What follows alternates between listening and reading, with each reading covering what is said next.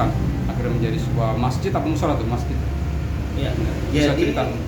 saya memang dapat amanat dari pengurus masjid, ya, yang mana pada saat itu kurang lebih di tahun 2019 ya.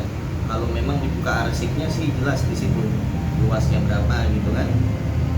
Tahun 2019 saya urus daripada wakafnya. Pertama memang dimulai dengan surat pernyataan wakaf dari almarhum Bunda Dorce itu, diserahkan kepada Nazir karena beliau sebagai wakif, yang mana pada saat itu juga berkeinginan, memang sudah jauh-jauh waktu di saat beliau meninggal dunia ingin dimakamkan bersebelahan dengan masjid wakafnya, Masjid Al-Hayu yang ada di Lubang Buaya.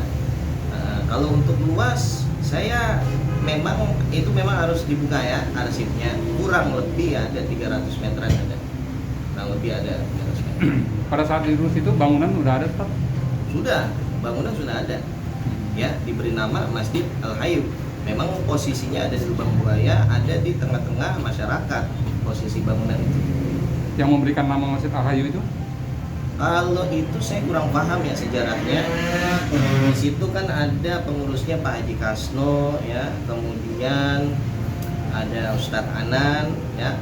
Kebetulan saya di bulan Juli kalau nggak salah tahun 2022 ini, insya Allah nanti ada khatib Jumat, saya bagian tugas jadwal khatib Jumat. Tapi kalau untuk tarawihnya saya udah konfirmasi ke pengurus ya, salah satunya Pak Haji Kusno itu, beliau mengatakan belum diadakan penjadwalan dari ustadz-ustadz yang dari luar karena pandemi gitu. Tadi sempat menyatakan bahwa beliau sempat, apakah memang ada tanah khusus yang memang sudah disiapkan untuk almarhum Bunda Dorce? Ya, itu posisinya di sebelah barat juga. Jadi kalau kita dari arah luar kemudian masuk nih ya, itu ada sedikit lahan arahnya ini. Jadi ada masjid, ada tempat wudhu. Nah di antara masjid dengan tempat wudhu tuh ada masuk tuh ke dalam, kayak seperti tanah kosong. Nah di situ niatnya mau dimakamkan. Nah, kalau itu semacam wasiat mungkin ya, bisa dikatakan itu. Banyak saksi juga mungkin pada saat itu yang sempat menyampaikan. Dan kalaupun pada akhirnya Bunda Dorce tidak di situ, seperti apa hukumnya? Ya kan begini, rencana manusia tidak sesuai dengan rencana Allah. Tapi kita husnuzon kepada Allah Subhanahu wa taala, kita berprasangka baik bahwasannya apa yang telah ditakdirkan Allah adalah yang terbaik untuk hambanya. Ya. Makanya Rasulullah mengatakan janganlah kalian mati kecuali dalam keadaan berprasangka baik kepada Allah Subhanahu wa taala. Gitu. Jadi memang kalau menurut wasiatnya ingin dimakamkan di situ. Ya, ingin dimakamkan di situ, tapi takdir berkata lain ya. Dalam artian di sini ya tidak ada yang menyalahi daripada wasiat gitu ya, tidak memberatkan selagi memang beliau ini ya diurus dengan baik ya, dimakamkan dengan baik ya, layaknya sebagaimana agama mengajarkan ya, itu sah-sah saja, tidak ada yang menyalahi daripada wasiat. Yang salah itu wasiat yang memberatkan daripada orang yang masih hidup gitu.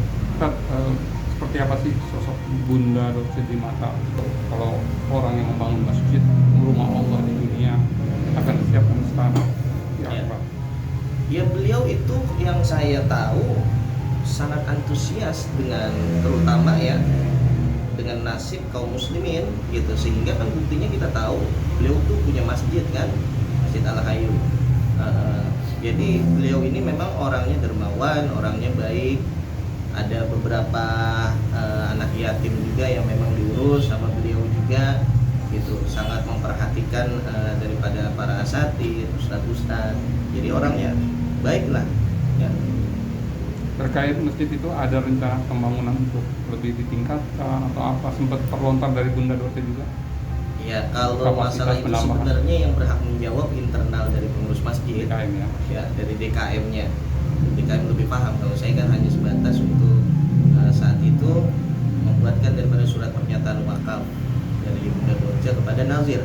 Nazir itu kepada pengurus Masjid Al-Hayu kita doakan supaya Masjid Al-Hayu ini masjid yang barokah, ya, yang mana dari pahala masjid tersebut mengalir kepada orang yang mewakafkan, ya. Ustaz, pahala atau hukumnya orang mewakafkan tanah untuk masjid itu? Bagaimana? Orang yang mewakafkan tanah untuk masjid itu. Hukumnya itu sangat luar biasa, ya, karena kan kita dikatakan dalam Al-Quran, lan tanalul birra hatta tunfiqu mimma tuhibbun wa ma tunfiqu min syai'in fa innallaha bihi alim. Tidak akan sampai kau pada suatu kebaikan sebelum engkau menginfakkan harta yang kau cinta. Apapun yang diinfakkan maka Allah Subhanahu wa taala Maha mengetahui. Nah, yang diinfakkan apa? Harta kita yang Masya Allah kita bisa dermakan untuk kepentingan umat. Itu sangat-sangat bagus. Siapa orang yang membangun masjid, maka Allah Subhanahu wa taala akan memberikan bangunan juga yang megah di dalam surganya. Itu janji Allah Subhanahu wa taala. Ya, kalau kita bagi yang belum mampu saat ini, ya kita sisihkan, kita sedekahkan harta yang ada, uang yang ada. Untuk apa? Ya, kalau kita belum bisa untuk membangun masjid, ya minimal kita bersedekah di masjid-masjid. Kita menginfakkan harta kita di masjid-masjid, ke musola-musola, ke majelis-majelis ilmu, ke pihak-pihak yang memang harus dan berhak untuk menerimanya. Siapakah mereka? Para fuqara, masakin, kaum duafa, dan juga terlebih adalah masjid. Gitu.